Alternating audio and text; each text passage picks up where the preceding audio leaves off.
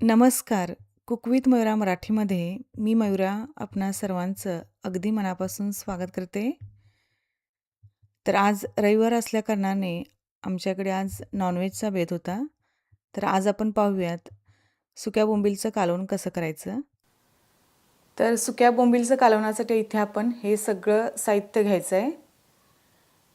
कांदा बारीक चिरून घेतला आहे, याचबरोबर बटाटा देखील आहे, सुका बोंबील, त्यानंतर टोमॅटो आहे, आलं लसणाची पेस्ट, कोथिंबीर बारीक चिरलेली, किचन किंग मसाला, हळद आणि लाल तिखट. तर सगळ्यात आधी आपल्याला एक भांडं गरम करायला ठेवायचं आहे. यात मी साधारण लहान चमच्याभर आपण तेल घालायचं आणि तेल थोडं गरम झालं की यात आपण सुका बोंबील घालायचं आहे. तर सुक्या बोंबीलचे इथे मी छोटे छोटे पीसेसमध्ये आपण याला कापून घेतलं होतं. तर आता यात मी घालते आणि छानरीत्या आपण याला भाजून घ्यायचं आहे. तर या सुक्या बोंबीलचा एक उग्र वास असतो, तर तो आपल्याला काढून घ्यायचा आहे. यासाठी आपण असं आधी भाजून घ्यायचं. तर साधारण आपण हे बोंबील आपण एक 4 ते 5 मिनिटे खमंग भाजून घेतले. याचा छान धूर निघत आहे पहा.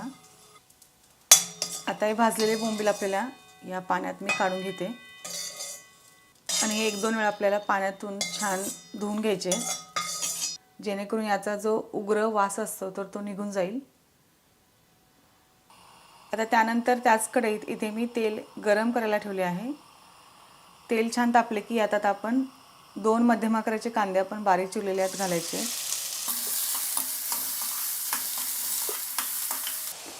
आता कांदा पटकन शिजावा यासाठी इथे मी थोडं मीठ घालत आहे.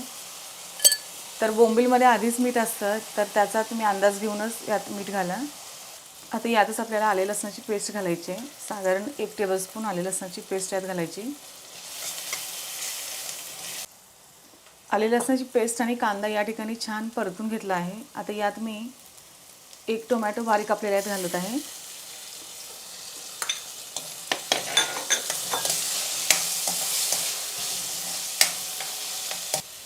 आता याचबरोबर आपण मसाले घालायचे आहेत. जसं की इथे मी अर्धा टीस्पून हळद घालते.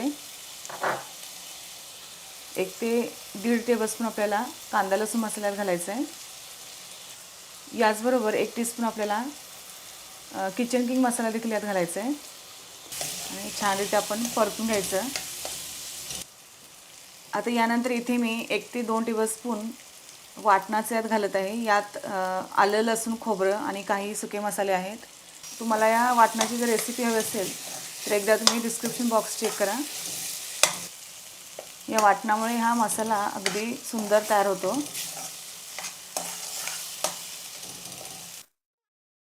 आता यात मी एक मोठ्या आकाराचा बटाटा घालत आहे.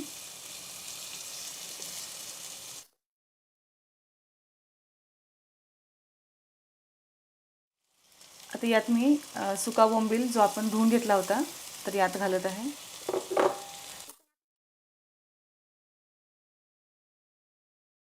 आता यात साधारण 1 कपभर पाणी यात घालते. 1 ते 2 कप आपण यात पाणी घालायचं आहे.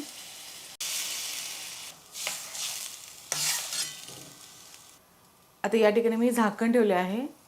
आता हे कालवून आपल्याला साधारण 10 मिनिटे छान शिजवून घ्यायचं आहे. तर या ठिकाणी साधारण 10 मिनिटे झाली आहेत आणि हे खूप छान असं सुक्या बोंबीलचं कालवण तयार आहे. यातला बटाटा देखील छान शिजला आहे आणि बोंबीलही छान शिजला आहे. वरतून थोडीशी कोथिंबीर घालायची आणि हे पटकन आपण गरम गरम वाढायला घेऊयात. याबरोबरच खाण्यासाठी इथे मी भाकरी देखील तांदळाची करून घेतली आहे. तर हे सुक्या बोंबीलचं कालवण चवीला अतिशय सुंदर लागतं. घरी एकदा नक्की ट्राय करा आणि तुमचा अनुभवासोबत शेअर करा. आपल्या कुक विथ मयुरा चॅनल जर का तुम्ही अजूनही सबस्क्राईब केलं नसेल तर प्लीज एकदा सबस्क्राईब करा.